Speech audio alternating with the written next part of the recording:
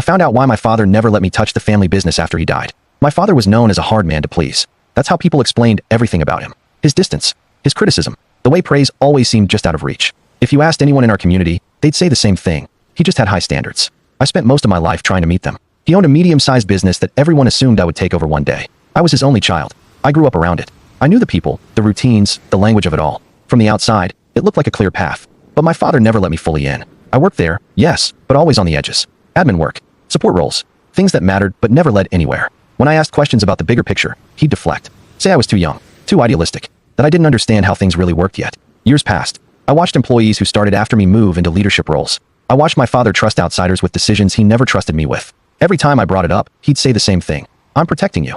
I didn't understand what that meant. Our relationship was functional, not warm, not cruel. We spoke regularly. We argued sometimes. But there was always a wall I couldn't see over. I told myself this was just how fathers were. Then he got sick. It wasn't sudden, but it was fast enough to feel unreal. 1 month he was working, the next he was in and out of hospitals. During that time, he still refused to talk business with me, still brushed off questions about the future. I remember asking him once, quietly, if he trusted me. He didn't answer right away. He just said, "I trust you too much." He died 3 weeks later. The grief was heavy, but it was also complicated. I felt like I was mourning a man I never fully knew. At the funeral, people told me how proud he was of me, how often he talked about me. That surprised me. When the will was read, the surprise deepened.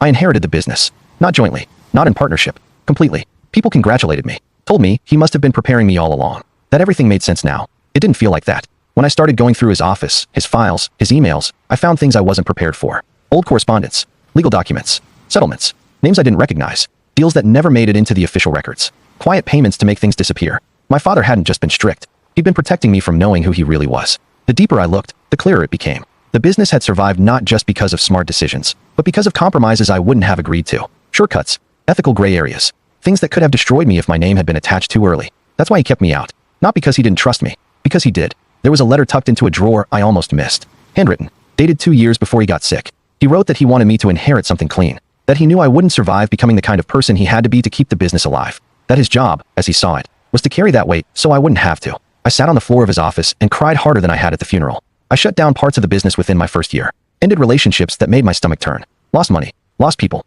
gained sleep. Some employees were angry. Some said my father would have hated what I was doing. Maybe he would have, but maybe that was the point. Sometimes love looks like distance, like silence, like letting someone misunderstand you for decades so they can live with a lighter conscience than you ever did.